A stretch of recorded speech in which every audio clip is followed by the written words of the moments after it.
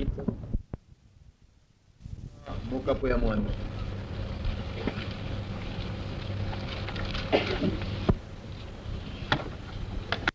Commençons au verset 28. Nous savons du reste que toutes choses concourent au bien de ceux qui aiment Dieu, de ceux qui sont appelés selon son dessein.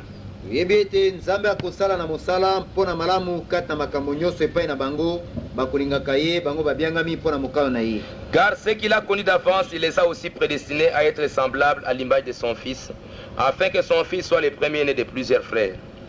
Zambi ayebaki batnaye liboso abongisaki bango ete bakokana na motio na mwana ye ete ye mwana azala kulutu liboso na bandeko mingi. Et ceux qu'il a prédestinés, il les a aussi appelés. Ceux qu'il a appelés, il les a aussi justifiés. Et ceux qu'il a justifiés, il les a aussi glorifiés. Baoyo ye abongisaki liboso abiangi mpe bango. Baoyo abiangi alongisi mpe bango. Baoyo alongisi akembisi mpe bango. Que dirons-nous donc à l'égard de ces choses? Si Dieu est pour nous, qui sera contre nous?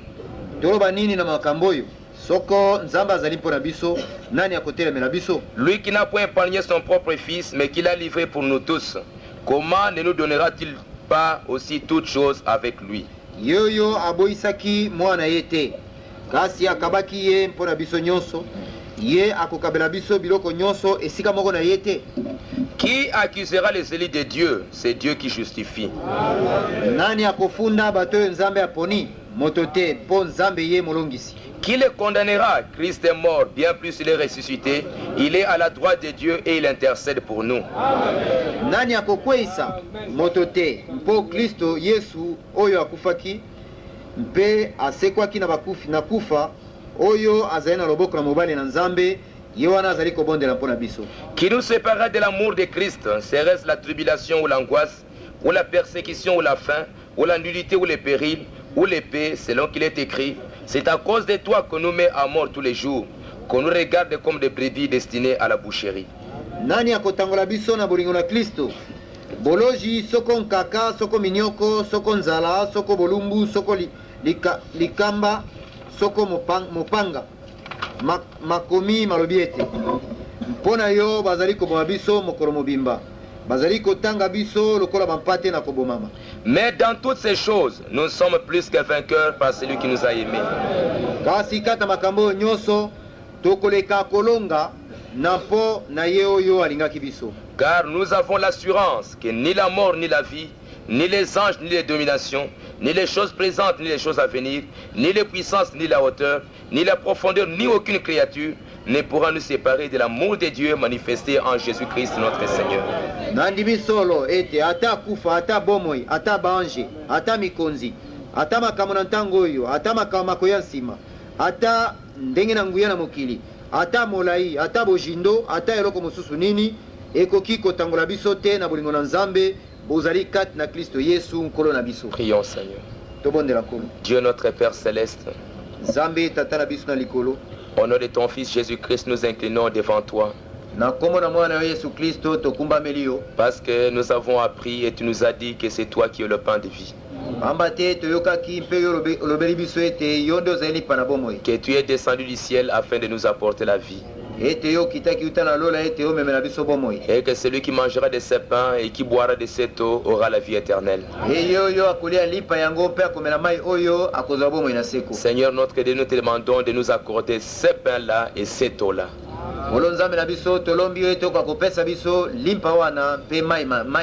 Parce que tu as dit à la femme samaritaine,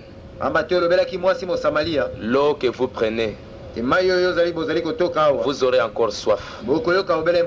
Nous avons mangé aujourd'hui. Nous avons bu. Mais nous aurons encore faim et nous aurons encore soif.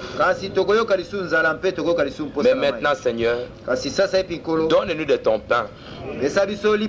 Donne-nous de ton eau, afin que ça puisse jaillir en nous jusque dans la vie éternelle. C'est de cela que nous avons besoin, Seigneur. Accorde-les nous, Père. esa biso yango tata Pendant que nous sommes à ta table maintenant, wana ezali biso na mesa na yo sasa hivi réunis ensemble dans le lieu céleste, yangani biso awa kati na bisika eleki likolo et croyant que tu vas briser ces pains pour nous, nde tozali kondima ete yo kobuka limpa ye mpo na comme tu biso l'as fait pour les deux disciples sur le chemin d'Emmaüs. ndenge yo osalaki yango mpo na bayekoli mibale ya nzela na emausi Et tu t'es révélé ensuite. mpe na nsima omimonisaki Accorde-le-nous, Seigneur. esa biso yango nkolo Maintenant que nous sommes arrivés à la fin du voyage, wana ekomi biso na suka na mobembo nous sommes arrivés au temps du soir, sili kokóma na ntango na pokwa comme pour ces deux disciples sur le chemin d'Emmaüs. lokola ndenge esalamelaki bayekoli Révèle-toi à chacun de nous dans nos cœurs, imonisa epai na moko na biso na mitema car nous te le demandons pamba te tolombi yo yango au nom de Jésus-Christ. na nkombo na yesu kristo Amen. amen. D'abord, je voulais vous rappeler quelque chose liboso nalingaki kokanisela bino likambo moko en ce qui concerne notre manière de nous comporter ici dans la maison de Dieu. mpona oyo etali lolenge na biso ya kozala awa kati na ndako na nzambe Je dois toujours vous rappeler cela de temps en temps, nasengeli kokaniselaka bino yango ntango na ntango parce que on a appris une chose, pamba te toyekolaki likambo moko et que souvent, ete mbala mingi et c'est peut-être un peu une expérience qu'on a vécue, ezali likambo oyo mpenza tomoni yango kati na bomoi na biso et que souvent quand une église ou bien un peuple mbala mingi ntango oyo libota moko sort de quelque part ezali kobima uta esika mosusu pour se constituer à part, mpona kokende komitonga na esika na yango pembeni il y a toujours 90% de chances que là où vous étiez, ça continue de la même manière. konzo ezalaka tuku mwambi likolo na kama moko ete bokoba kokende obele ndenge bino boutaki kozala kala Souvent, c'est toujours comme ça avec l'esprit de l'homme. mbala mingi esalamaka be bongo kati na makana na molimo na moto Et c'est ça ce qui s'est passé même avec les enfants d'Israël. mpe yango esalamaki ata bongo epai na bana israele Et que quand ils sont sortis de l'Égypte, ete ebimaki bango na ezipito constamment, ils se rappelaient les haïs, les oignons et les concombres qu'ils mangeaient en Égypte. ntango na ntango bazalaki kozonga kokanisa tia na matungulu kitoko baai mpe bakoko mbele oyo bango bazali kolia kuna na ezipito Et c'est ce qui a fait qu'ils sont tous morts dans le désert. bongo yango oyo esalaki ete bango nyonso bakufaki kuna na lisobe Et Frère Branham dit que souvent, quand il y a une église à un réveil, mpe ndeko bana malobi ete mbala mingi ntango oyo lingomba ezali kozwa kolamuka na mpongi observez souvent après 3 ans, botala mingi nsima na mbula misato qu'est-ce qui arrive? likambo nini esalemaka Souvent, ils retournent à la dénomination. mbala mingi lingomba oyo ekozongaka kati na ebongiseli na ndenge na bato Et Frère Branham dit que regarde, Branham Tabernacle, mpe ndeko bana malobi ete tala Branham Tabernacle nous avons fait plus de 20 ans tosili kosala mbula koleka ntuku mbale et nous ne sommes jamais entrés dans une dénomination. mpe tokoti ata kati na ebongiseli na bato te Et j'aimerais que ça soit aussi pour nous de la même manière. bongo ngai awa mpe nalingi ete ezala bongo mpo na biso Et je crois que si réellement nous avons cette volonté, mpe nandimi ete soki solo tozali na mokano et si réellement nous avons le désir de marcher avec les prophètes, mpe soki tozali mpe na mposa ya kotambola na mosakoli elongo je crois que Dieu nous aidera. nandimi ete nzambe akosunga biso Mais au commencement, il faut être assez dur. kasi na ebandeli tosengeli kopika mpe nde kozala makasi Il faut être assez dur pour que les vieilles habitudes puissent s'en aller le plus tôt possible. esengeli ete topika mpe nde mpenza mpo ete mimesano ya kalakala elongwa ekende nokinoki Parce que l'homme, quand il a déjà acquis l'habitude, pamba te moto ntango oyo akoti na momesano na ye souvent c'est difficile pour que ça puisse partir. mbala mingi ekomaka mpasi mpo ete yango elongwa C'est pourquoi Dieu parfois a été très dur avec les enfants d'Israël. ntina yango nzambe azalaki mbala mosusu makambo makasi epai na bana ya israele C'est pourquoi, ntina wana comme nous avons voulu commencer ici, lokola biso tolingaki ete toka kobanda awa j'aimerais que nous, ça soit un peu strict. nalingi ete ezala mpenza makasi Parce que vous allez revenir aux vieilles habitudes très très facilement. noki te bokoya kozonga lisusu na mimesano ya kalakala wana na pasi te Vous devez savoir que nous avons fait un coin. osengeli koyeba ete tosili kokatisa kuna na litumu Nous ne continuons pas.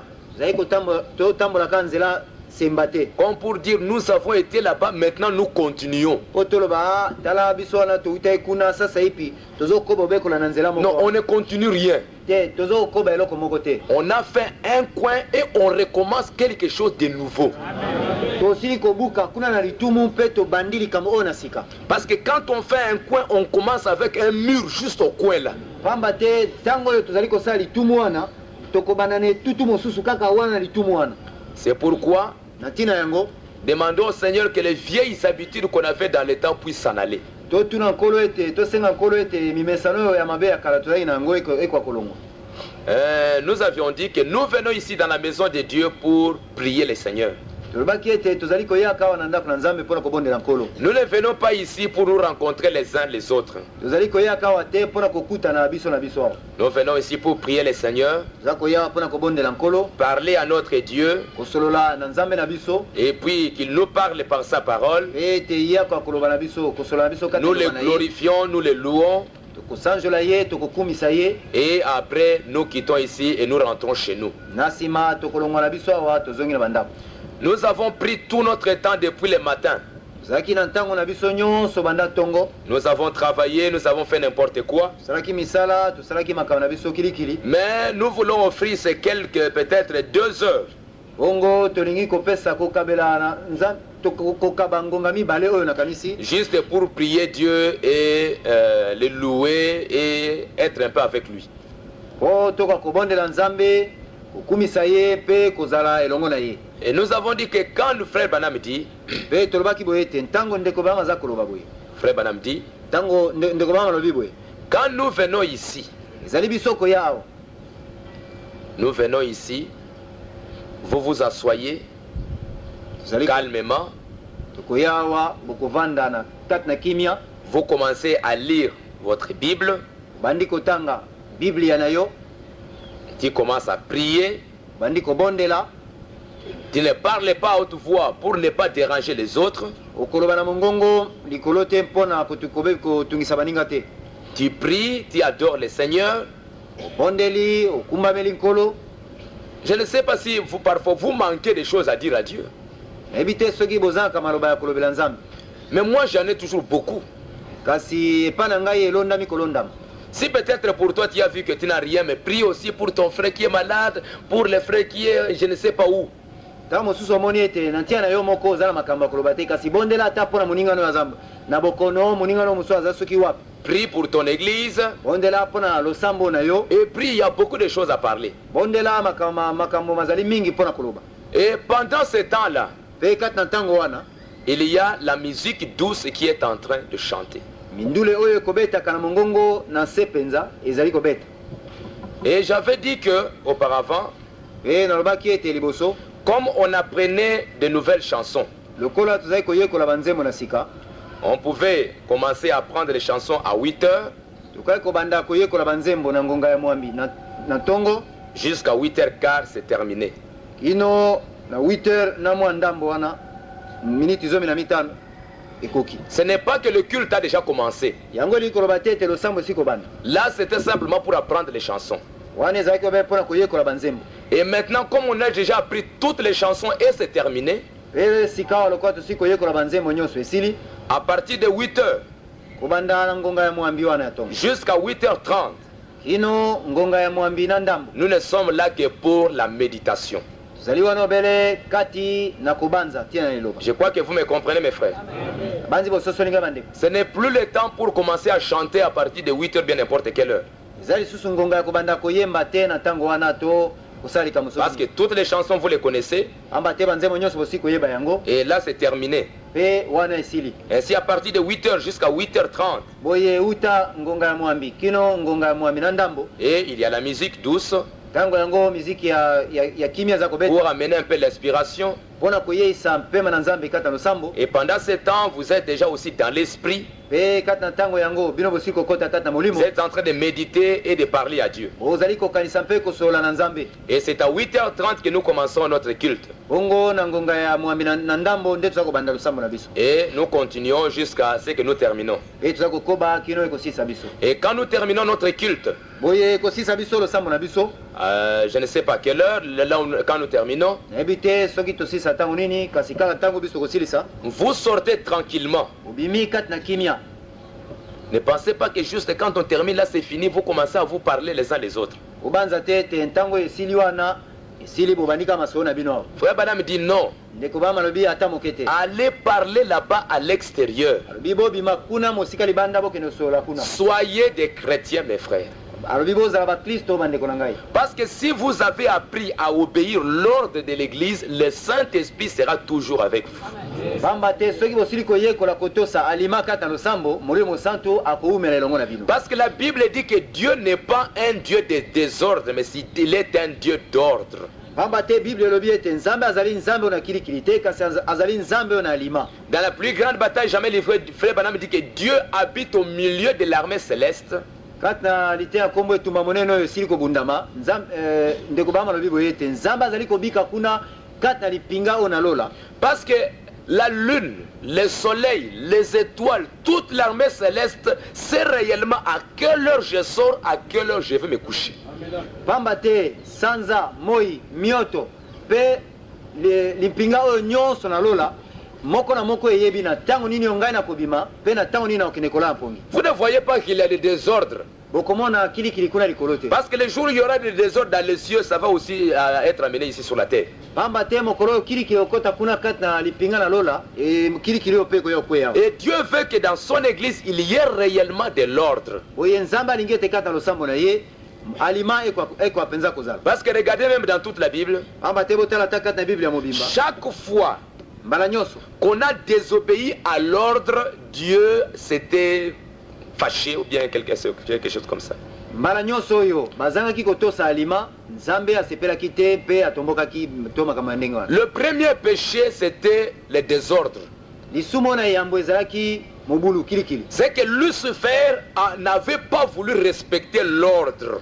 ezali ete satana alingaka te kotosa alima oyo etiamaki. Il savait que Dieu était au-dessus de lui. ye ayebaki ete nzambe azalaka likolo na ye. Mais lui, il a voulu maintenant être au-dessus de Dieu. bongo ye asepelaki ete amata akoma likolo na nzambe. Il y avait un certain ordre, une certaine hiérarchie. alima moko ezalaki ndenge ya kolandana makambo ezalaki. Mais quand Lucifer a voulu briser cet ordre-là, boye ntango lucifer asepelaki kobuka makambo oyo ndenge ezalaki na molongo wana. la confusion est entrée. mobulu ekotaki. Et c'est quand il est venu sur la terre, c'est ce qu'il a fait encore. bongo ekweyaki awa na mokili ayaki lisusu kosala belikama moko wana. Adam et Ève, ils étaient déjà des dieux. adamu na ewa basila kozala na bango banzambe. Ils étaient déjà des dieux. bazalaka libela banzambe. Parce que c'était des dieux amateurs. amba te bazalaka banzambe oyo ya mike. Parce que Dieu leur avait donné l'autorité et la domination sur toute la terre. po nzambe asila kopesa bango bokonzi mpe bokonzi kati na mokili oyo mobimba. Mais Satan a su que moi j'ai voulu être plus que ce que Dieu m'a fait. Alors il y a eu des problèmes au ciel.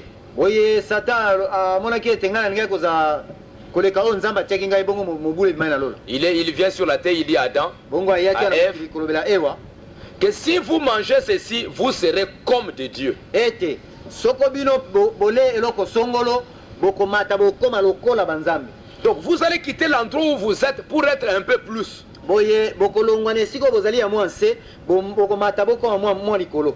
Donc il voulait mettre les désordres dans le jardin d'Éden. boye satana oyo asepelaki kotia kilikili kati na elanga na edena. Et Ève n'a pas su qu'elle était déjà une déesse. mpe ewa ayebaka te ate ete azalaka nzambe. Elle a cru que quand elle va manger ça, elle aura encore plus de connaissances que ce qu'elle était auparavant. boye abanzaki ete ekolia ye mbuma wana akozwa boyebi koleka oyo ye azalaki nango liboso. Et après, la chute est arrivée. mpe na nsima kokweya eyaki. Quand nous regardons dans les foyers des enfants d'Israël, soki tokotala kati na mobembo ya bana ya isalaele c'était toujours le problème de l'ordre qui s'est posé. ezalaki ntango nyonso makambo na alima molongo nde ezalaki kobima. Il y a eu, je crois, Corée, Datan, je ne sais pas. Corée et Datan, je crois. bongo mobali oyo kore ana datan na babimaki.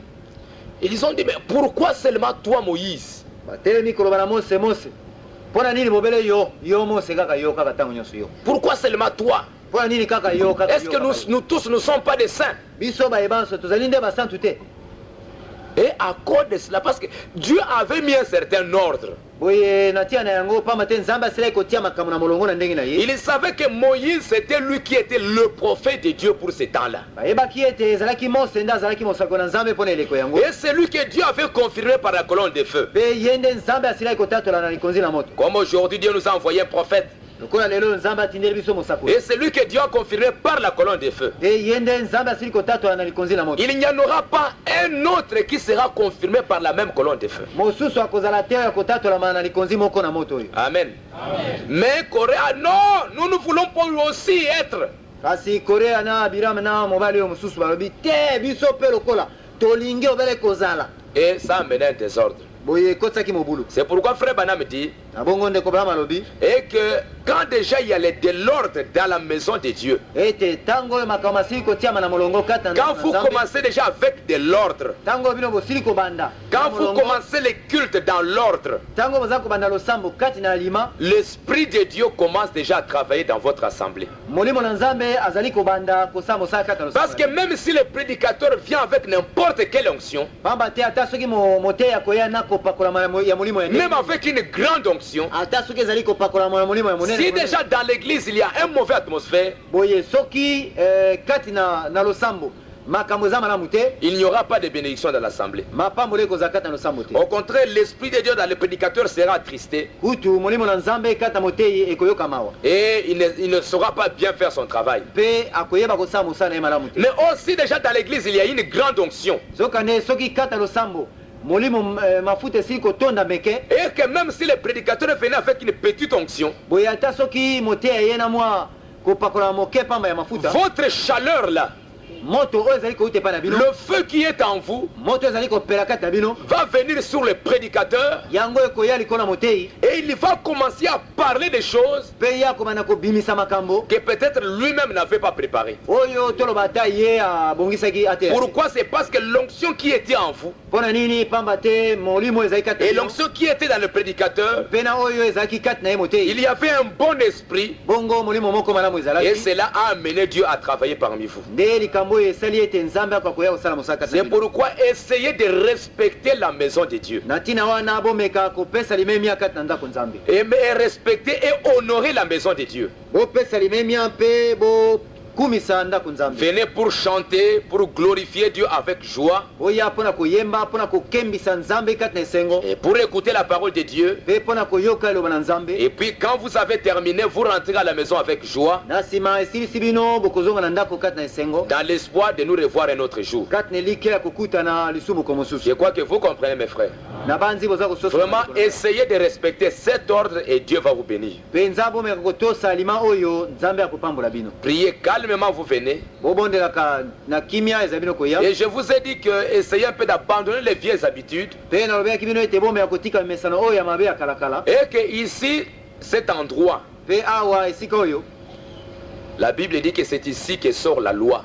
biblia elobi boye ete mobeko ezali kouta nde awa. Essayez un peu de respecter cet endroit ici. boye bopesa limemia epai na esika oyo. Frère Banam dit ndeko Branham alobi que si déjà du haut de la chair, ete soki uta awa na etumbelo il y a un mal, mbeba ezali, c'est fini, l'église est partie.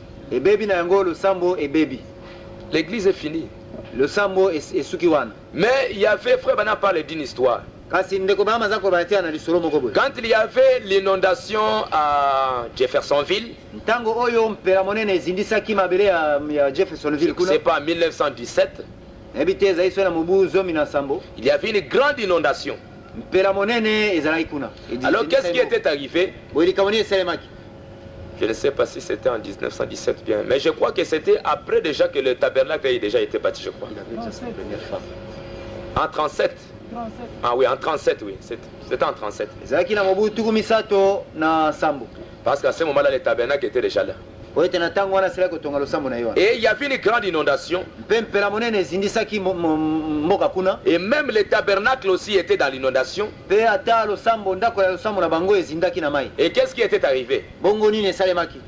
Même s'il y avait de l'eau, ata soko mai mazalaki, mais la chair, je crois, a été soulevée kasi tumbelo oyo ezalaki komata likolo ya mai, et était restée à sa place. mpe etikalaki likolo na esika na yango. Et il y avait, je crois, une Bible sur la chair.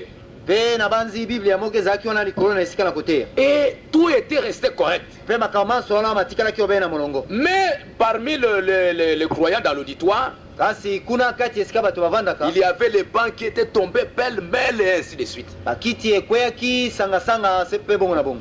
Pour montrer que du haut de la chair, Pona kotalisa ete awa na esika na koteya. il doit y avoir la sainteté, Kobulisama esengeli kozala. la pureté. Bopetolami esengeli kozala. Même si parmi vous il y a des problèmes, ce n'est pas grave. Ata so ikati na bino makambo ezali pasi mingi te. Il y a toujours moyen d'arranger ça parce que Dieu, il parle par sa parole. Makoki ya kobongisama mikakatano ekozala kuna ezali pamba te Nzambe alobaka na eloba na ye. Parce que Dieu, quand il a créé le monde, Pamba te ntango Nzambe azalisaki mokili. la Bible nous dit que la terre était dans la confusion. Bible elobi na biso ete mokili ezalaki kati na mobulu. Il y avait des ténèbres partout. Molili etondaki bisika nyonso. La Bible parle d'un tohu bohu. Bible eza koloba na tia na Tout kili. était pêle-mêle. Nyonso ezalaki kilikili kuna na kati. Mais quand Dieu a commencé à parler, Kasi ntango Nzambe abandaki koloba, de l'ordre a commencé à venir sur la création. makambo ekoye kokoma na molongo kati na ekelamu. Parce que s'il y a la parole, Pamba te soki liloba ezali. même si le peuple de n'importe quelle manière, Ata soki libota ezali libota ya ndenge nini. s'il y a la parole Soko liloba ezali. et qu'il y a un peu de foi, Pe mwa kondima moke ezali. Dieu va travailler. Nzambe akokota kata mosala. Mais s'il n'y a pas de parole, Kasi soko nde liloba ezali na yango te. même si le peuple a n'importe quel genre de foi, Ata soki libota baza na kondima ya ndenge nini. ce sera toujours la catastrophe. Ekozala obele mbeba.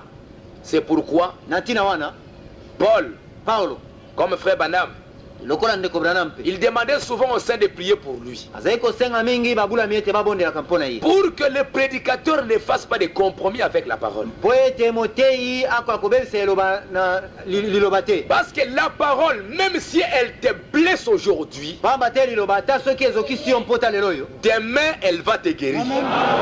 lobi ekobelisa mpota na yo. Mais, ah frère, c'est comme ça.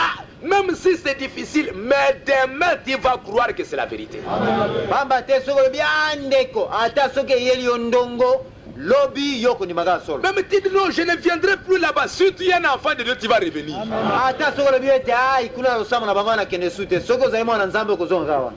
Mais s'il n'y a pas de parole, Kasi soko liloba eza na yango te. vous pouvez être des millions ici, vous êtes tous morts. Bokoki koya efuku na efuku bino nyonso beyebi bembe. C'est pourquoi Na ntina yango je demande souvent que vous puissiez aussi prier pour moi. na ndeko asengaka mingi ete bokoka kobondela. Si vous m'aimez, vous allez beaucoup prier pour moi. Soko bino bolingi ngai bokobondela mingi mpo na ngai. Pour qu'il y ait la parole et la parole seule qui sont ici. Po ete eza obe na liloba mpe bobeli liloba yango moko nde eza kobika. Même si cela vous blesse, mais si c'est la parole, elle va te guérir. Ata soki ezali kozokisa bino bampota kasi soki eza liloba ekobikisa mpota na bino wana. Parce que si réellement Dieu nous aime, Pamba te soki mpenza Nzambe alingi biso, la Bible nous dit qu'il châtie celui qui l'aime. Bible elobi ete Nzambe akopesa etumbu epai na oyo ye alingi. Et c'est pourquoi essayez de respecter cet endroit. Na ntina yango bomeka kopesa limemia na esika oyo. Je vous ai dit que ce n'est pas un endroit où on doit donner de communiquer n'importe quoi. Nalobelaki bino ete ezali esika oyo bazali koya komema bansango ya kopesaka awa te to masolo to makambo mosusu. Non, essayez de respecter au moins cet endroit. Te bomeka kopesa limemia na esika oyo. Je crois que vous avez compris. Na banzi bososoli Que Dieu vous bénisse. Nzambe apambola bino. Et je ne cesserai jamais de vous en parler. Pe nakotika te kolobela bino yango. Même si je parle aujourd'hui, demain encore je vais revenir. Ata soki na siki koloba lelo lobi su na kozongela. Parce qu'aujourd'hui peut-être vous avez écouté un peu, demain encore vous allez encore écouter. Pamba te lelo oyo boyoki toloba boyoki mwa ndambo kasi lobi bokoloka ngo lisusu. Parce que Paul Pierre dit, Po Petro aza koloba boye. je ne cesserai de vous rappeler ce que vous connaissez déjà. Petro alobi ete nakotika te kokanisela bino oyo bino bosili koyeba. Parce que c'est le travail du Saint-Esprit. Po yango nde mosala na molimo mosala. Jésus a dit que quand le Saint-Esprit viendra, il vous rappellera ce que je vous ai dit. Yesu alobaki ete ntango molimo santo akoya akokanisela bino oyo ngai nalobelaki bino. Essayez un peu de mourir à vos vieilles habitudes. Bomeka na kokufa mpo na makanisi na bino na mimesano na bino ya kala. Et surtout vous sortez aussi quand vous venez dans la maison de R, essayez un peu de respecter cet endroit. Pe bino bandeko basi koleka mingi ezali bino koya awa bomeka na kopesa limemia na esika oyo. Vous venez proprement, Oyaka awa bolati petwa bien habillé, olati malamu malamu comme réellement des véritables filles de Dieu. lokola bana nzambe na solo solo. Vous essayez de respecter la maison de Dieu. ozali komeka kopesa limemia na ndako na nzambe. Vous ne venez pas pendant qu'on est en train de parler, vous êtes en train de vous occuper avec vos enfants ou bien avec n'importe quoi. boyaka wa te ntango baza koloba bino boza kotala makambo bana bino to makambo mususu kuna. Et parfois je me demande, na mituna kamba mususu. vous venez ici pour écouter la parole de Dieu. ozali koya koyoka liloba na nzambe. Et parfois vous allez trouver des sœurs, je ne sais pas, quelque part là-bas, et elle est là. Mais est-ce que tu viens pour écouter ou bien tu es venu juste pour visiter l'endroit? bozali koya koyoka liloba na nzambe kasi ta moso okuta bandeko basi moso batemi kuna libanda bongo na mitunaka. boyaka wa kotambola pampa kotala esika oyo to boyaka koyoka liloba na nzambe. Parce que si vous venez réellement pour écouter la parole de Dieu, tu vas chercher à ce que tu puisses occuper quelque part là, même si tu es debout, mais dis-moi tu écoutes la parole. pamba te soki oza koyoka mpenza liloba na nzambe okoluka ete okota ozala ta mo esika wana ata soki otolemi kasi nde oyoka liloba na nzambe. Mais vous venez, vous restez là-bas, je ne sais pas où, vous faites n'importe quoi, mais vous n'écoutez rien. kasi boza koya boza kotikala kuna soki wapi bokosala soki eloko nini bokoyoka te eloko te. Et vous jeunes sœurs, pe bino bandeko basi oyo ya mike mike je vous ai demandé aussi de bien vous habiller. nasengaki bino ete bomilatisa bilamba malamu malamu. Des jupes et des blouses bien là. bajipe na bino na mabaya na bino ezala oyo ya malamu malamu wana. Pas des habits transparents. bolata bilamba oyo ya pepele ya petepete te. Je crois que vous avez bien compris. na banzi bosili koyoka malamu malamu. Et Dieu vous bénira. bongo nzambe akopambola bino. Nous allons parler aujourd'hui de la sécurité éternelle. lelo oyo tokoloba na tia na libomba oyo na kimia oyo ya seko na seko.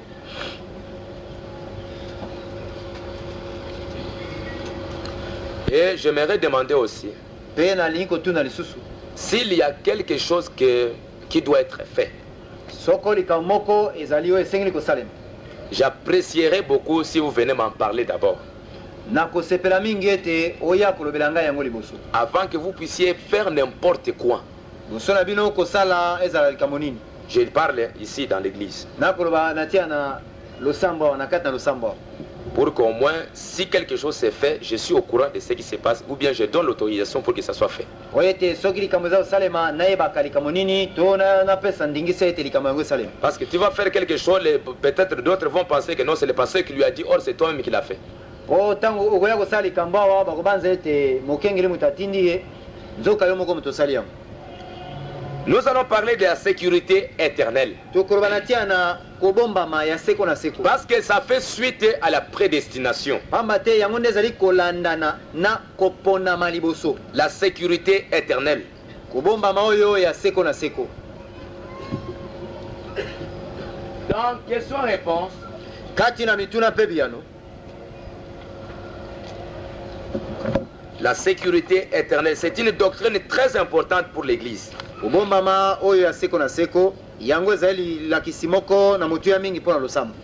Qui parfois les uns vont avec ça d'un côté, oyo ntango mosusu bato bamemaka yango ngambo moko et ils en vont plus loin. mpe bazali kokende mosika mingi. Les autres les amènent aussi un peu à côté, bongo basusu baza komema yango lisusu mwa ngambo mosusu et ils vont encore plus loin. mpe baza kokende yango mosika mingi. Dans question répond du 12 janvier 61, frère Branham dit ceci. na mituna mpe biyano ya sanza ya liboso mikolo ya zomi na mibale na mobu 61 ndeko vraimen alobi boye. Et est-ce qu'un prédicateur ou un chrétien faisant ce qui est juste, motei to moklisto oyo azali kosala likambo ezali sembo. un prédicateur, un chrétien qui ne croit pas en la sécurité éternelle, fait-il bien? motei to moklisto oyo andimaka na ye kobombama oyo ya libela na libela te ye azali kosala malamu. Je croirais que le prédicateur, ngai nakondima ete motei s'il ne savait rien au sujet de la sécurité éternelle, soko ayebi na ye likambo moko te na tia na kobombama oyo ya libela na libela, mais s'il le savait et savait que c'est la vérité, kasi soki ye ayebi na tia na yango mpe ayebi ete ezali solo et ne le prêche pas, mpe azali koteya na ye yango te, il doit avoir honte de lui-même. sengeli ayoka nsoni mpo na ye moko. C'est vrai. ezali solo Ou n'importe quel prédicateur. to motei nani mosusu. Maintenant, je dirais aux chrétiens qui ne croient pas cela très bien. sasa epi na koloba boye na tia na moklisto azali kondima yango te. Donc la sécurité éternelle, c'est une doctrine très importante dans l'église. eli koloba kobombama oyo ya seko na seko ezali lilakisi moko na motu ya mingi kati na losambo. Qu'est-ce que cela veut dire la sécurité éternelle? kobombama ya seko na seko elingi koloba nini? Dans la sémence du serpent. kati na litia ya nkombo momboto na nyoka. Parce que ça fait juste suite à la sémence, à la prédestination. pamba te yango ezali kolandana na kosila kopona maliboso. La semence du serpent, paragraphe 38. Momboto na nyoka nzela ya tuku misatu na mwambi. Qu'est-ce que c'est que cette sécurité éternelle? Kobomba ma ona seko likolobani. Et vous pentecôtistes, parce que vous sautez, parce que vous parlez en langue, Ebino ba pentecôtiste pamba te bozali kopimbwa pe kolobana minoko na sika. vous courez à l'église, ça ne veut pas dire que vous ayez la sécurité éternelle. Bozali kokima mbango na losambo yango likoloba te te bozali na kobomba ma oyo ya seko na seko. Ne laissez pas cette idée se glisser dans votre tête. Botika likansia boye emikotsa kata moto na bino te. Non, monsieur, Ata mokete ça ne veut pas dire cela. Likolobana yango bongo te. Parce que vous savez que votre vie prouve que vous n'êtes pas en paix avec Dieu. Pamba te bomo na bino nde ezali kotalisa te bozali na kimia te na Nzambe. Ce n'est pas encore la sécurité éternelle. Komi na ino kobomba ma ya seko na seko te. Je vais vous demander quelque chose. Na kotuna bino likamoko. Y a-t-il une sécurité éternelle? Kobomba ma ya seko na seko moko ezalaka. La Bible dit que nos noms furent inscrits dans le livre de vie de l'agneau avant la fondation du monde. Bible elobi ete nkombo na biso ekomama ekati na mokana na bomo na mwana pate liboso na kozalisama na mokili. Et comme je l'ai dit ce matin, Pe ndenge nalobaki yango na ntongo ya je le lelo. répète, Na kozongela yango lisusu. l'homme qui composa les cantiques, Moto oyo asalaki nzembo wana. il y a un nouveau nom inscrit dans la gloire ce soir. Nzembo ezali koloba boye ete nkombo moko na sika ezali oyo esili kokomama kati na nkembo na poko ya lelo. Est-ce les miens? Est-ce les miens? Est-ce les miens? Nkombo yango ezali ya ngai, nkombo yango ezali nde ya ngai. Son idée était bonne, Likanisi ya mosali nzembo oyo ezalaki mais malamu. c'est bibliquement faux. Kasi na ndenge na Biblia likanisi ne ezali mabe. Votre nom n'a pas été inscrit le soir où vous avez été sauvé. Nkombo na yo ekomami na mokanda oyo na mpokwa oyo ozwaki lobiko te. Votre nom d'après la Bible, Nkombo na yo engebe na Biblia selon Apocalypse 13, 17, engebe na emoniseli zomi na misato zomi na sambo. fut inscrit avant la fondation du monde. Nkombo yango ekomamaka kuna liboso na kozalisama na mokili. Alors comment Dieu qui est infini, Boye ndenge nini nzambe oyo azangi aza na suka te. comment se fait-il qu'un Dieu infini, Ndenge nini nzambe oyo azangi suka sachant la fin dès le commencement, oyo ayebi suka uta na ebandeli. pourquoi permettrait-il au péché de venir sur la terre Ndenge nini ye atikaki nzela ete masumu eya na mokili. si ce n'était pour une raison bien précise? Soki ezalaka mpo na ntina oyo eyebani malamu te. Donc sachez que si vous croyez en Jésus-Christ aujourd'hui, Boye yeba ete soki ozali kondima Yesu Kristo lelo oyo ce n'est pas que ton nom est inscrit aujourd'hui dans le livre de vie. ezali te ete nkombo na yo ekomami lelo kati na mokala na bomoi. Ton nom est inscrit dans ces livres-là dès avant la fondation du monde. Nkombo na yo ekomami kati na mokanda oyo liboso na kozalisama na mokili. Seulement, Kasi le jour où tu crois la parole, mokolo oyo kondima eloba c'est simplement la manifestation de ce que Dieu avait déjà pensé dans son cœur. ekozala mobele komonisama ya oyo nzambe asila kokanisa kati na motema na ye. Seulement pour soutenir certaines des choses que nous venons de dire, Bobele mpo na komema mwa kotalisa mwa makambo oyo biso touti koloba. qui était là le premier? Nani azalaki wana liboso? Les sauveurs ou les pécheurs? Mobikisi moto azalaki liboso to mosumuki? Les sauveurs, bien sûr. Na ntembe te ezali mobikisi. Lequel est le plus puissant, les sauveurs ou les pécheurs? Boye kati na bango nani aleki na nguya, mosumuki to mobikisi? Si un sauveur a le pouvoir d'enlever le péché, Soki mobikisi azali na nguya kolongola masumu, il est plus puissant. boye yenda aleki na nguya mingi. Maintenant, il continue. Bongo azali kokoba. Paragraphe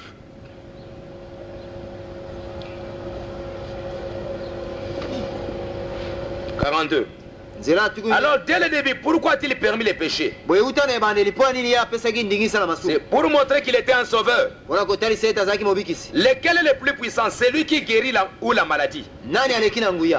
Bokono to mobikisi na bokono? C'est celui qui guérit. Ezali mobikisi na bokono. Pourquoi leur a-t-il laissé venir la maladie? Po nini ya tikaki bokono eyela bango? Afin de montrer qu'il était celui qui... il était celui qui guérit. Wana kotalisa ete yende moto abikisaka. Bien sûr, c'est parce que ce sont ses attributs. Ezali solo ete ezali pa na tembe te mpo ezali misala na ye. C'est pour cela qu'il permet que les difficultés surviennent. Na ntina yango nde azali kotika ete mikakatano eyaka. Il continue, paragraphe 45.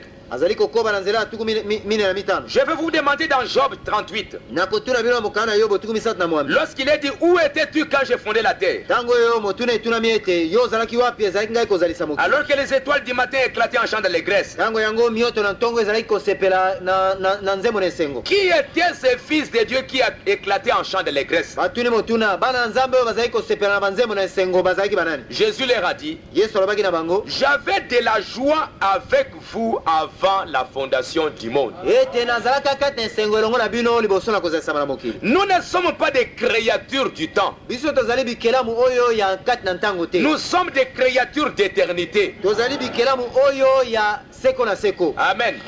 C'est le corps ici qui est dans le temps. Kasi nzoto na biso nde ezali ya kati na ntango. Mais notre âme vient de l'éternité. Kasi bomoto na biso na kati euti kuna na seko na seko. Nul homme ne peut venir à moi à moins que mon Père ne l'attire. Moto moko te akoki koya epai na ngai soki tata na ngai abendi ete. Et tous ceux qui viennent à moi, je leur donnerai la vie éternelle. Mpe bayebanso bakoya epai na ngai nakopesa bango bomoi na seko.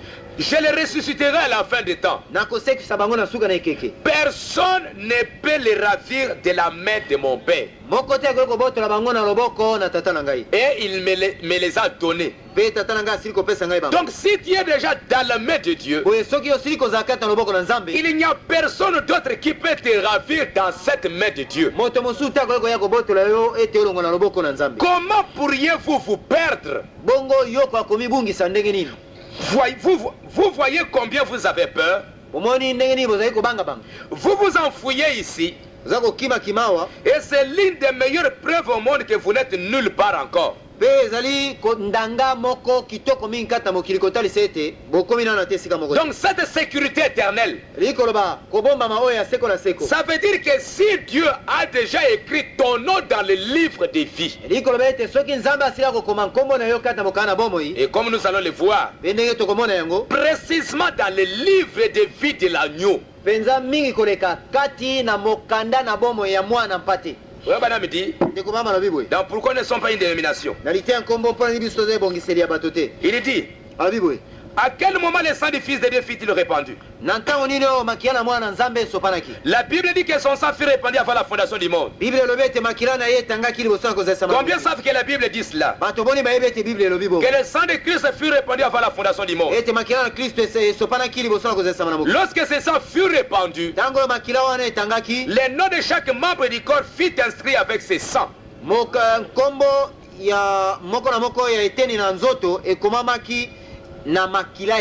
Dans le livre des vies de l'agneau, à la fondation du monde. Donc ton nom est inscrit dans ce livre-là avec le sang du Seigneur Jésus-Christ. C'est pourquoi comme le nom a été inscrit avec le sang de Jésus-Christ, nous chantons que le sang de Jésus-Christ ne perdra jamais sa vie. Jusqu'à ce que toute l'église rachetée soit sauvée. C'est pourquoi frère Branham me dit, comme vous êtes, comme votre nom a été inscrit avec le sang de Jésus-Christ. Frère Branham dit dans Christ la révélation du mystère de Dieu. À la page 41, Frère Branham dit, l'église est le sang de Christ par l'esprit.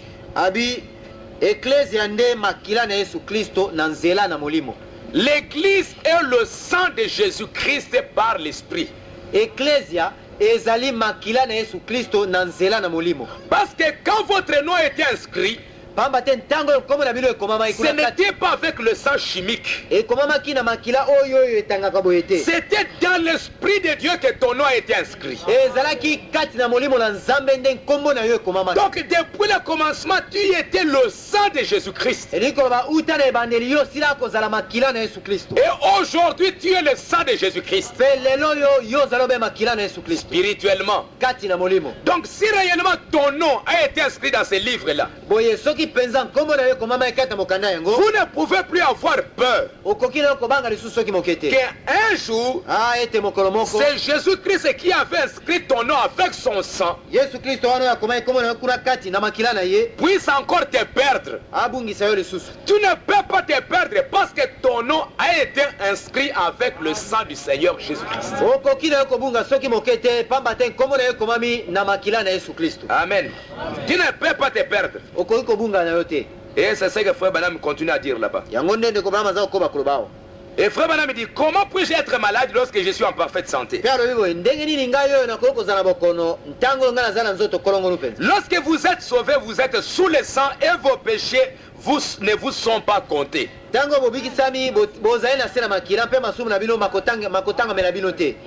Pour un frère croyant dont le nom est inscrit dans le livre de vie, il est le sang de Jésus-Christ.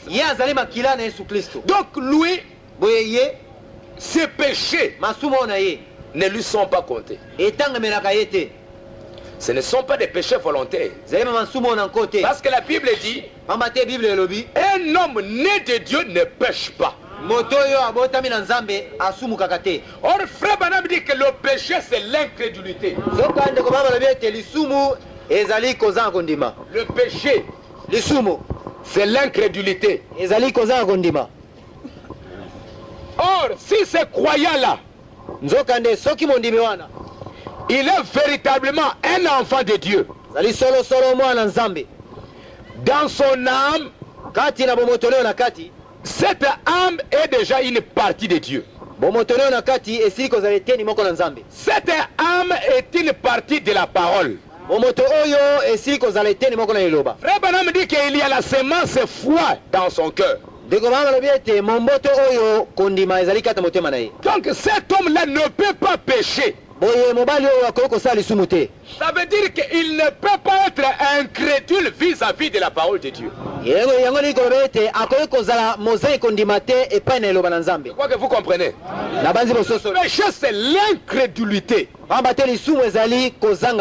Branham dit que voler ce n'est pas le péché, ce sont des attributs du péché. Mais un enfant de Dieu ne peut pas pécher. Il ne peut pas désobéir volontairement à la parole de Dieu. Parce qu'il est né de la parole et il est la parole. Mais il peut commettre des erreurs. Il peut commettre des erreurs. Il peut arriver à ce qu'il se met en colère. Il peut arriver même à voler. Mais même s'il volait, comme c'est un véritable croyant, Frère Branham dit que Dieu ne veut pas lui qu'il envoie dans le monde. Naître dans une chair. C'est pourquoi toi, quand Dieu te regarde, il ne peut pas voir un péché parce que tu es couvert avec le sang. C'est impossible. Il fera le péché où? Parce que sa vie est là. Comme sa vie est là, lui il ne voit que le sang à travers. Et cet homme-là ne peut pas pécher. Pourquoi? Que cet homme-là ne désobéira jamais à la parole de Dieu. Peut-être qu'il sera entraîné dans le mal.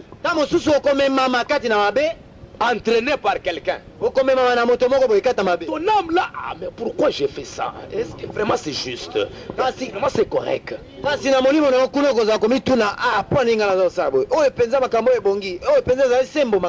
si tu tombes dans une erreur par exemple. Mais quand la vérité viendra, si tu es réellement un élu, tu diras, mais j'ai été entraîné dans cette erreur à cause de cet homme-là. Seigneur, pardonne-moi. Tu sais que vraiment, si tu m'avais révélé ta vérité en ce jour-là, je ne l'aurais pas fait. La preuve en est qu'aujourd'hui, quand j'ai reconnu cette vérité, regarde comment je pleure, Seigneur. C'est pour te dire que si tu m'avais révélé ça ce jour-là, je n'aurais pas commis cette erreur. Mais quand la vérité est révélée, kasi tango solo emonisami Peut-être que tu étais dans une erreur. na mosu yo ozalaki kata libunga Mais tu veux défendre l'erreur. kasi yo wana obandi kolobela libunga na yo Alors là, il y a quelque chose qui ne va pas avec toi. wana likambo moko ezotambola te elongo na yo Là, ça veut dire que même si en ce jour-là, la vérité t'était révélée, tu serais toujours incrédule. wana eliki kolobela ete ata mokolo wana soki solo eta emonisamelaka epai na yo mbele ozali kobela mozali kondima Mais quand tu vois la vérité, tu dis Seigneur, j'ai été entraîné, pardonne-moi. kasi ntango ozali komona solo ozali koloba ete nkolo nakosamaki limbisa ngai C'est ce que le prophète dit ici. me yango nde mosako aza koloba Comment pouvez-vous prêcher la prédestination? bongo ndenge nini bino bokoki koteya koponama liboso Montrer que Dieu a prédéterminé et placé, à moins qu'il y ait quelque part une victime expiatoire. Comment pouvez-vous prêcher la prédestination? ndenge nini bokoki koteya koponama liboso Montrer que Dieu a prédéterminé et placé, kotalisa ete nzambe asilaki kopona liboso mpe kotia à moins qu'il y ait quelque part une victime expiatoire. soki esika mosusu mbeka mpona masumu ezalaka te Pourquoi cela? mpona nini bongo Chaque jour, vous faites une faute. mokolo na mokolo bosalaka kaka libunga Chaque jour, vous agissez mal. mokolo na mokolo boza kosala likambo ya mabe Mais si vous êtes un homme ou une femme née de nouveau, kasi soki ozali mwasi to mobali oyo abota mbala mibale aussitôt que vous faites une faute, Dieu sait que vous la regretterez. kaka ntango oyo osala libunga wana nzambe ayebi ete Dieu sait que vous la regretterez. Vous la regrettez. nzambe ayebi ete yo ozali koyoka mpasi mpona yango Quand vous avez commis cette erreur-là. ntango oyo osala libunga wana Et même si ce n'est pas aujourd'hui mpe ata soki eza lelo oyo te que tu reconnais la faute. nde yo oza koyeba libunga na yo Parce que tu reconnaîtras que c'est une faute quand la parole t'est révélée. pamba te yo koya kososola ete eza libunga ntango liloba emonisami epai na yo C'est pourquoi Dieu, na ntina yango nzambe sachant que demain ou après-demain, yeba ete lobi to nsima na lobi to nsima na lobi okuna tu vas demander pardon pour cette erreur. lokola ye ayebi ete yo kosenga bolimbisi mpona libunga Déjà, yango dès avant la fondation du monde, pour lui, il a déjà tout pardonné. kuna liboso ya kozalisama na mokili mpona ye asila kolimbisa manso Donc c'est ça réellement qui assure aux chrétiens. likoloba oyo nde likambo ezali kopesa ndanga epai na bakristo Son nom est inscrit dans le livre de vie. Pour lui, Dieu ne lui compte pas ses péchés. ete lokola nkombo na ye esili kokoma makata mokala na bomoi nzambe akotangela ye masumu te Dans le nom de Jésus. na liteya nkombo na yesu Page 16 et 17. na lokasa ya 17 mpe 17. Frère Branham dit, ndeko mama lobi boye bien vous dites maintenant, dites-vous maintenant.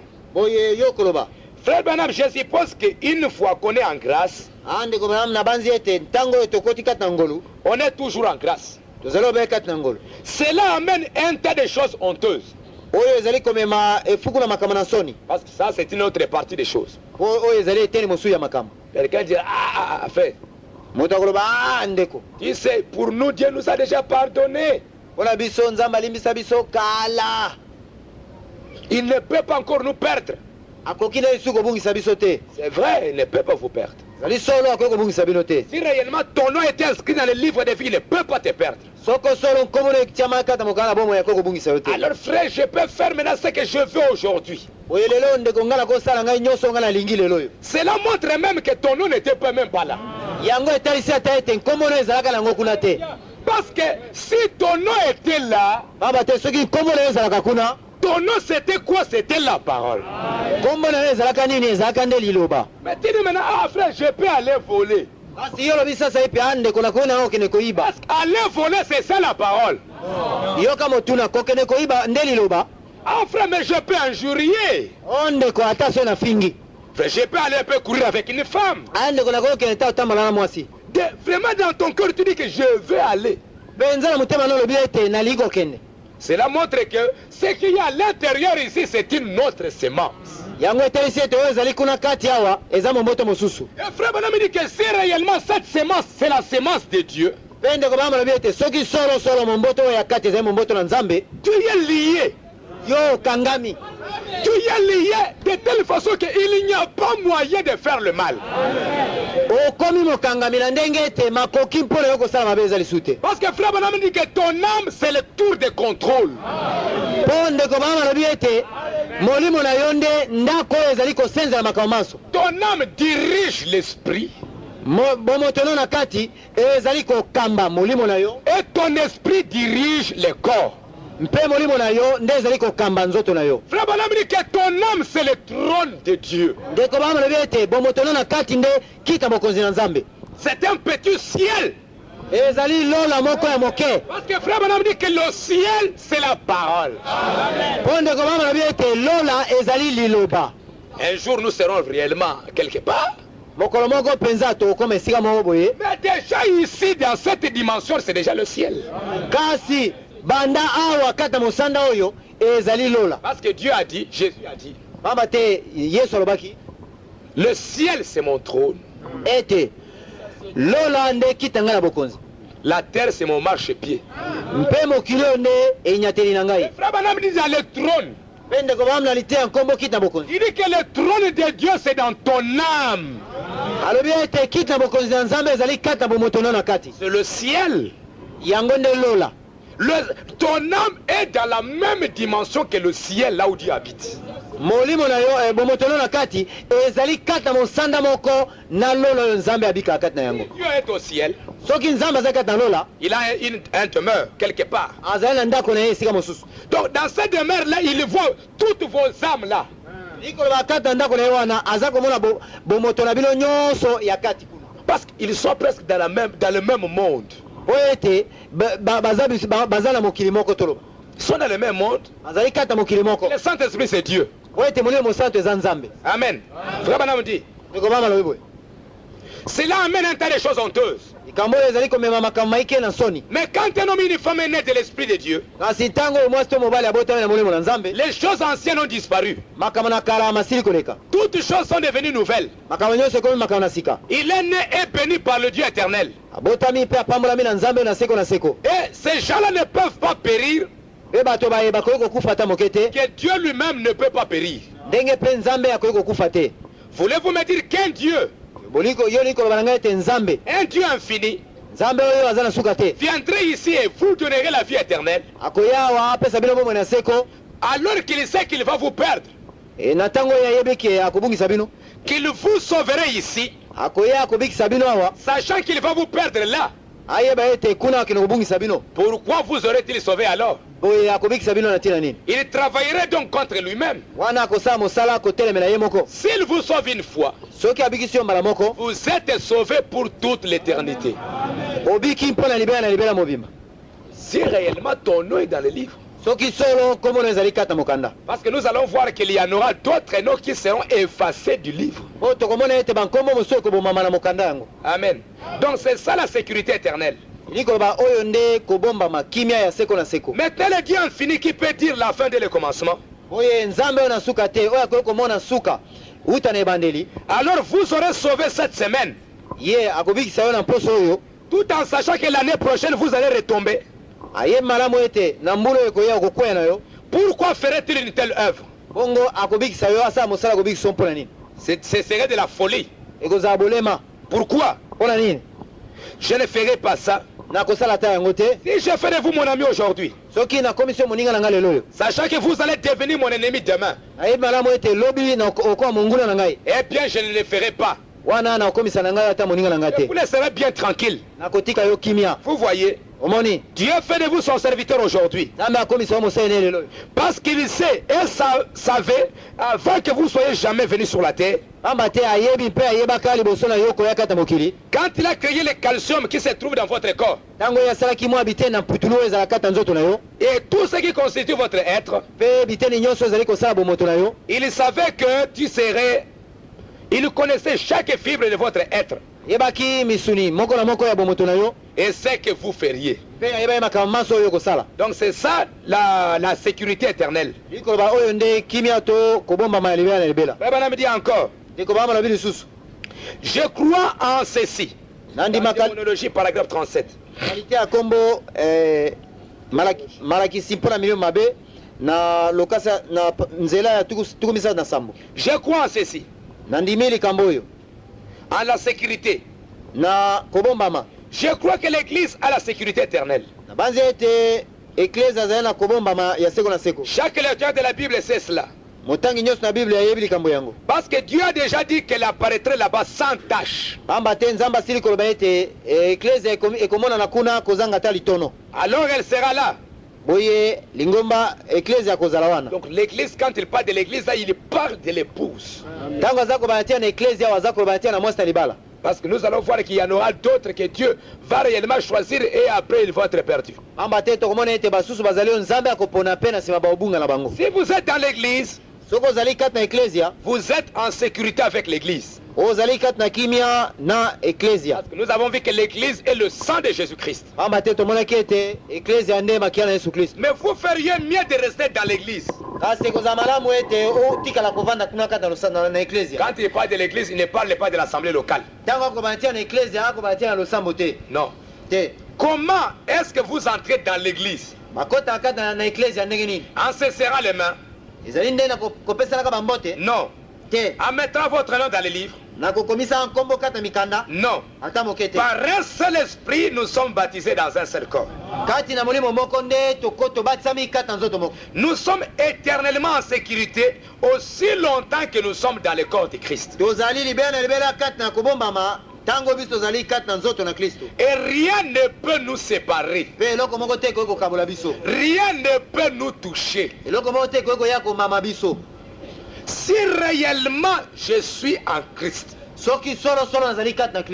je suis dans la parole, rien ne peut me toucher. Même si vous me condamnez n'importe comment, rien ne peut me toucher. Même si je quitte votre église, rien ne peut me toucher.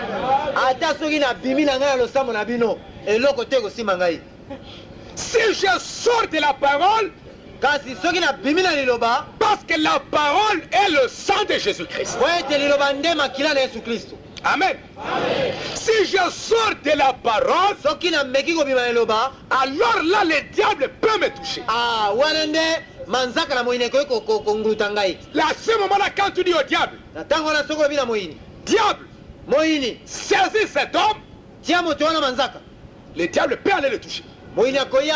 Parce que le diable voit bien que cet homme est sorti de la parole. Mais s'il n'est pas sorti de la parole, s'il est dans la parole, Amen. Rien ne peut les toucher. Vous pouvez les jeter entre les mains du diable 100 fois. Le diable ne le touchera pas. Amen. Pourquoi?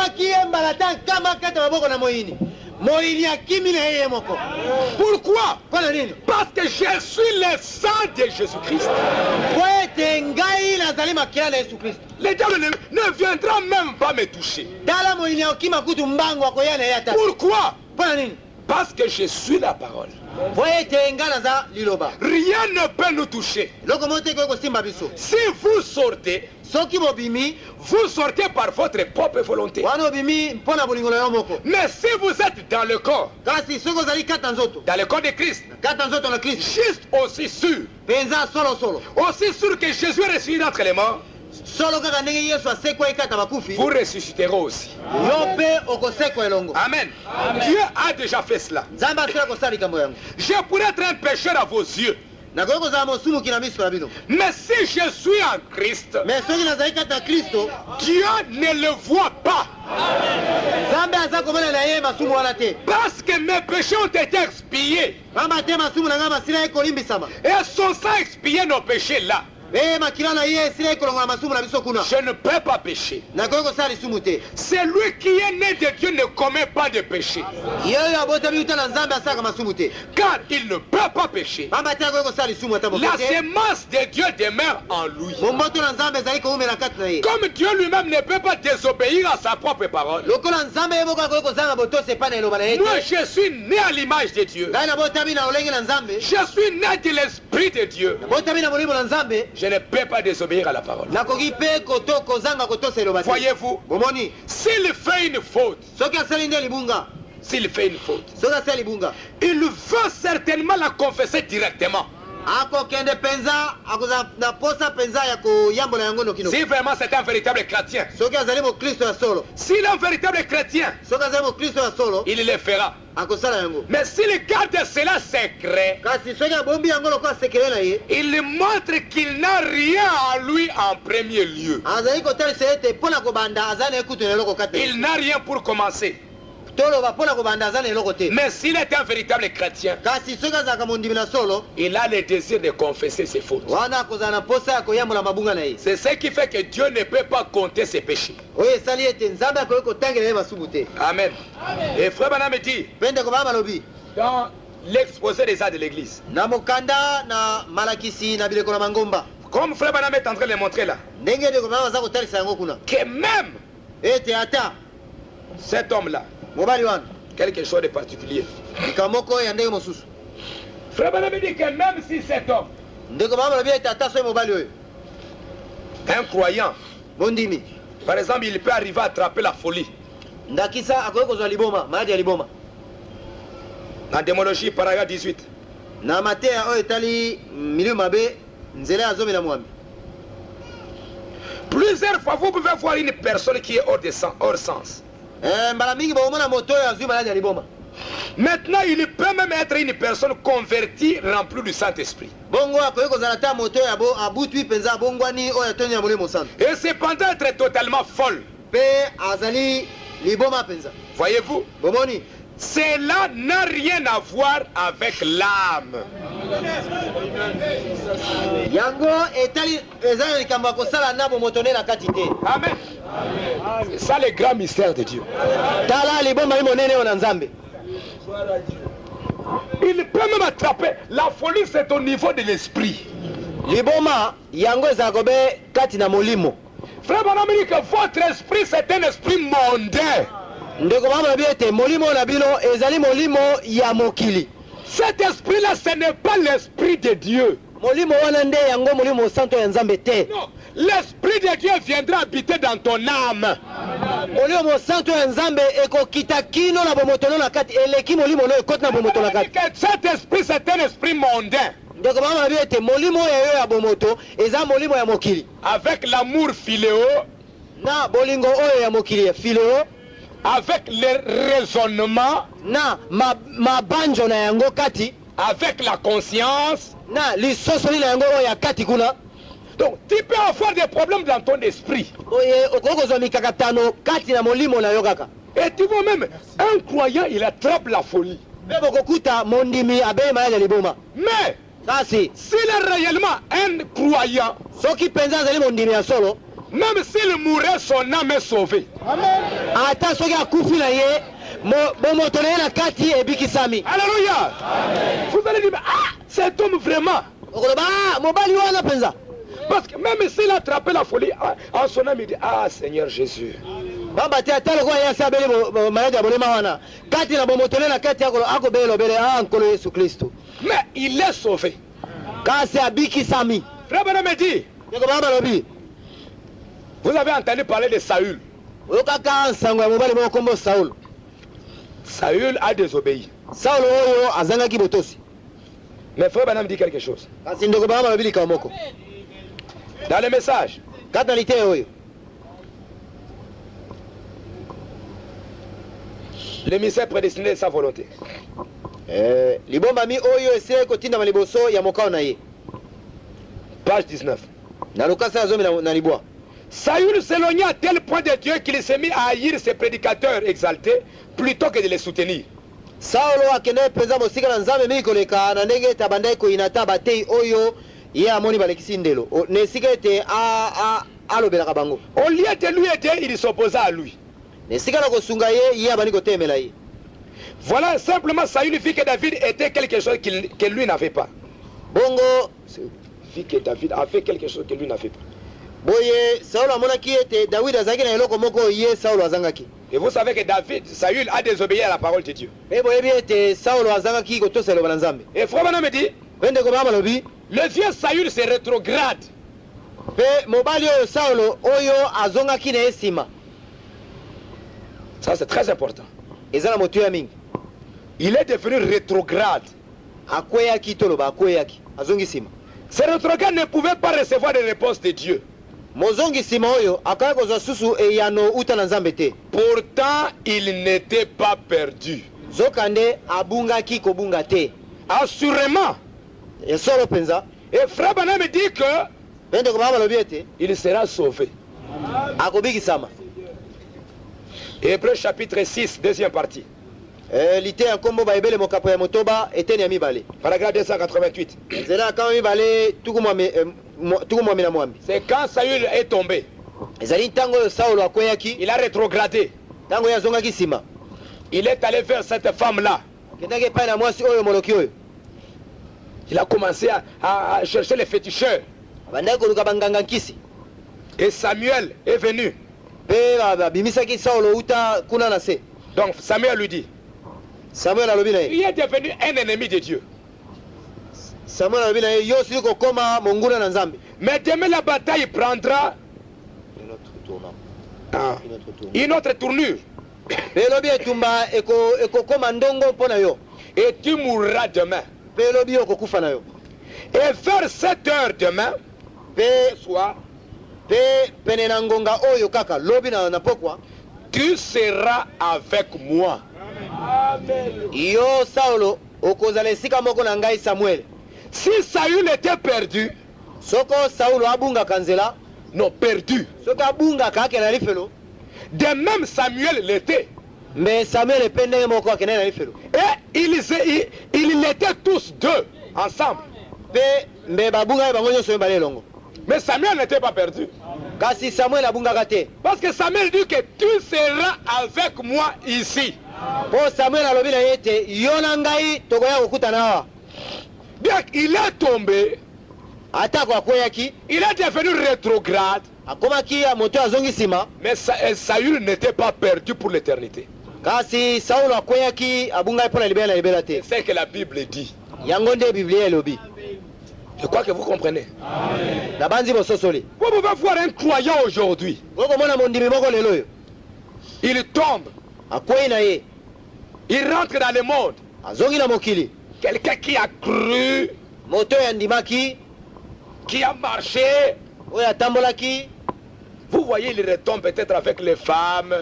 Boko mona ye akwei ta mosuna basi. C'est possible. Ekoyo salema. Mais, Kasi si son nom est inscrit là-bas, soki komo na ye komoma ikuna. il sera sauvé un jour. Akobiki samaga mokolo moko. Peut-être qu'il ne fera pas partie de l'épouse. Ta mosusu akozala kata mwasi libala te. Mais, Kasi il aura la vie éternelle plus tard. akozala bomo na seko ata sima. Frère Branham me parle d'un prédicateur ici. Ndeko bama ko balatia motei moko awo. Frère Mouloumbile là. Qu'il vienne, il y a votre frère ici, ça ne marche plus. Toujours dans le chapitre des Hébreux. Kaka kata mokano na baibele. Frère Branham, on va terminer, il parle d'un prédicateur. Tokosilisa ndeko bama ko balatia na motei moko kuna.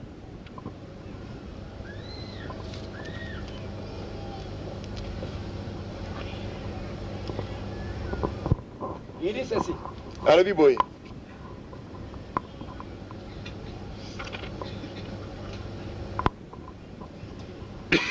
Il parle d'un prédicateur.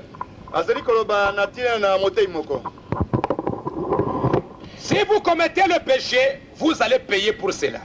Il parle maintenant d'un prédicateur.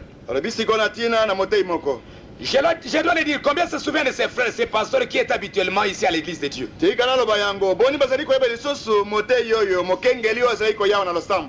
Il travaillait pour Wolfgang là-bas. Je dirai son nom dans quelques minutes. C'était un homme sauvé par Dieu. Souvenez-vous, si vous ne marchez pas conformément à la correction et que vous faites quelque chose de mal en tant que chrétien, Dieu vous donnera un avertissement. Et puis si vous n'acceptez pas l'avertissement, il vous ôtera tout simplement aussitôt de la terre.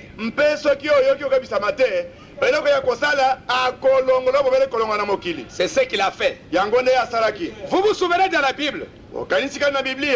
Un jour, je suis entré là et j'étais juste arrivé d'une réunion d'outre-mer.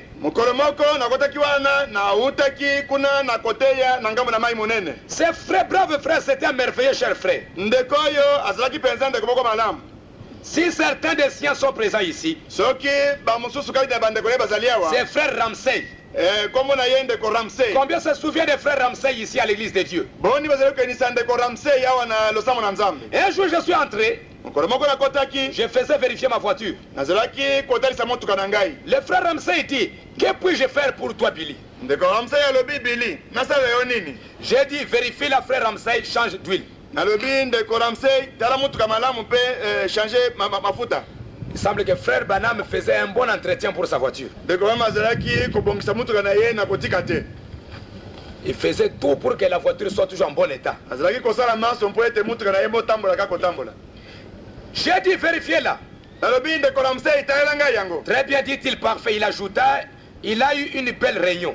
Il a eu une belle réunion. J'ai dit au frère Ramsey, c'était merveilleux. Je souhaite que tu puisses m'accompagner une fois. Pourquoi ne viendras-tu plus avec moi? Il a dit, je ne sers plus le Seigneur Billy. J'ai regardé autour de moi, puis j'ai dit, qu'est-ce que tu as dit? Il a dit encore quelque chose comme je ne le sers plus. Il s'est éloigné.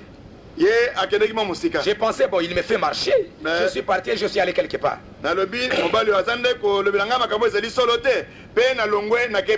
Et puis frère Branham dit, tu as dit il y a un instant que tu ne sers plus le Seigneur. Tu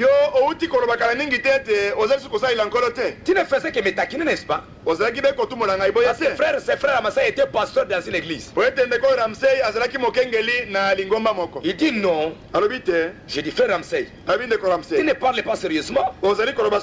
Il dit si. J'ai dit que ne l'aimes-tu pas? Il dit si je l'aimais, je le servirais. Il s'en alla. J'ai pensé, dit frère Ramsey. Il dit je ne veux plus en parler. Je suis allé à la maison, je suis entré dans une chambre et j'ai fermé la porte.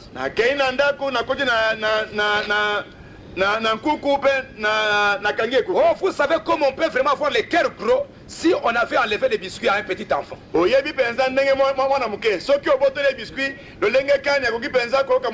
Ce n'est pas possible. Certainement que quelque chose est arrivé au frère Ramsey. Il y a un jeune garçon de couleur appelé Jimmy. Et puis il est venu à Marakot et a dit, vous savez frère Révérend Branham, je ne sais pas ce qui se passe avec notre docteur Ramsey. Il dit que je lui ai dit l'autre jour, nous avions tous même peur d'ouvrir la bouche ici. Vous avez été un homme de Dieu. Mais dit-il, il a pris sa licence de prédicateur, s'est dirigé vers le panier et l'a déchiré, en disant je ne veux plus jamais avoir la moindre chose avec ça. Dites donc, vous n'auriez pas dû faire ça. Ainsi il continue en disant vous ne parlez pas sérieusement. Il a dit que lorsqu'il est revenu, M. Ramsey rodait les soupapes de sa voiture. Les cafés sont fermés ici. Ramsey rodait les soucoupes sur sa voiture et lui a dit, Jimmy, file de l'autre côté du fleuve. Les cafés sont fermés ici. File de l'autre côté du fleuve et ramène-moi une caisse de bière.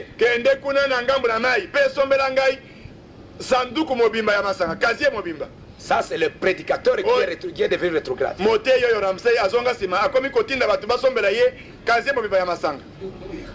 Mais jamais je ne serai coupable de chercher un boc de bière pour un serviteur du Seigneur. Il a insisté, allons, Vas-y, apporte-moi ça. J'ai dit que je n'irai jamais chercher pour un serviteur du Seigneur quelque chose comme ça. Et si Ramsey a sorti dans la voiture de Jimmy et passé de l'autre côté du fleuve, il est revenu à moitié gonflé avec une caisse de bière. Il a buvé. Il a commencé à aller mal. Il est devenu malade. Dieu ne pouvait pas lui parler. Je l'ai averti. J'ai fait tout ce que j'ai pu. Le frère Smith est allé auprès de lui pour l'avertir. Chacun a essayé de faire tout ce qu'il pouvait pour lui. Malgré tout, il ne faisait que hocher la tête. Qu'est-ce s'est-il passé? Il est devenu malade et il est mort. Cela montrait qu'il était un homme sauvé. C'est dur, hein? Si c'était... Ah, c'est fini, frère, il est perdu pour toujours.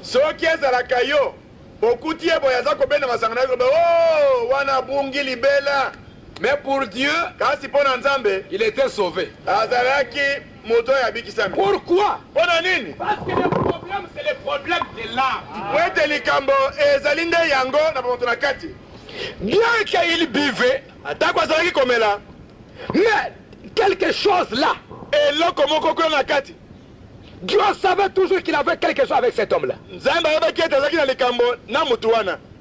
Et malgré qu'il est tombé, mais il est sauvé. Si Dieu ne pouvait pas faire de lui, l'amener à l'obéissance, il devait l'ôter de la terre et l'amener à la maison. Voilà exactement ce que la Bible dit. Voilà ce que la Bible promet. Si vous ne supportez pas la correction, vous devrez rentrer à la maison. Amen. Amen. Donc c'est ça la sécurité éternelle. Et que si Dieu a sauvé un homme, même si parfois cet homme-là arrive à rétrograder,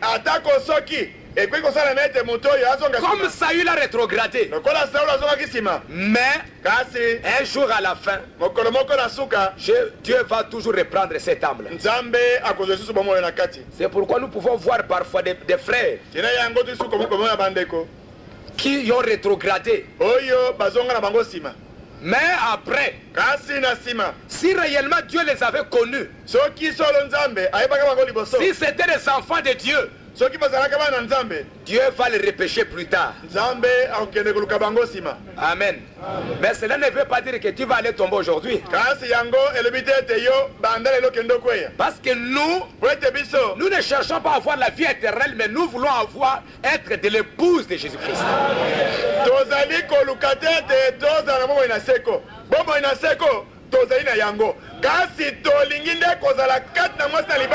Amen.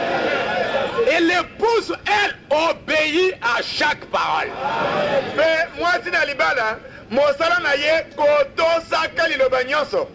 Obéit à toute la parole. Et vous voyez pour cet homme-là, la caractéristique, même s'il tombait, vous allez toujours le voir, il croit toujours au message. Ah, mais frère Banama, c'est le prophète. Hein? Ça, il ne renie pas ça.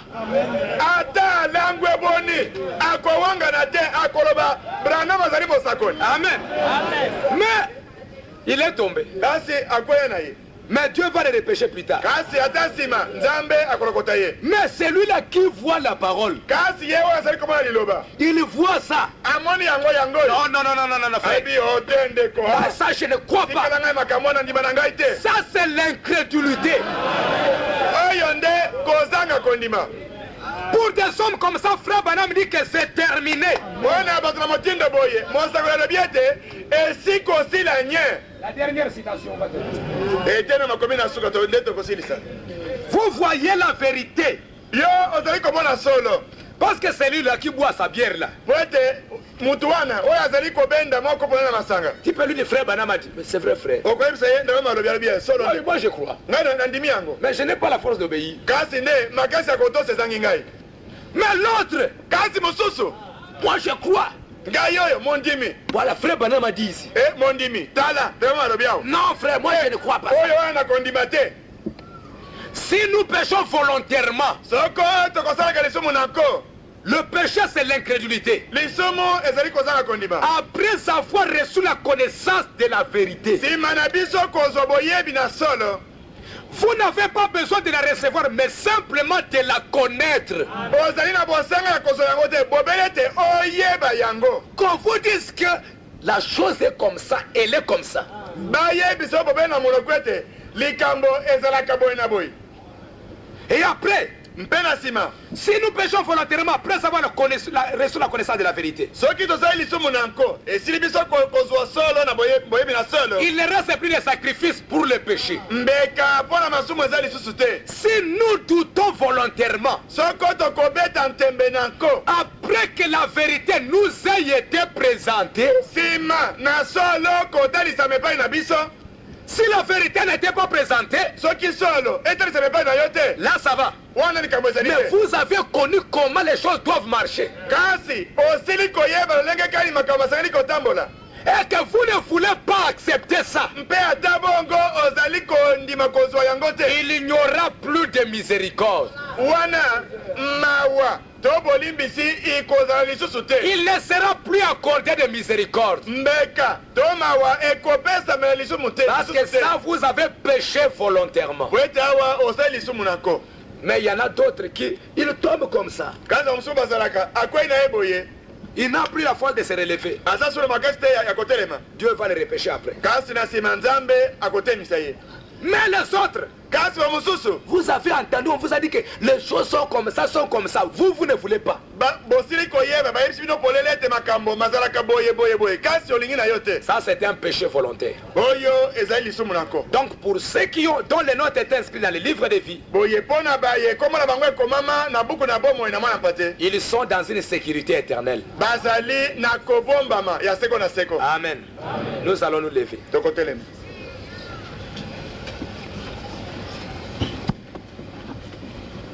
Le Saint-Esprit est là. Le Saint-Esprit est là.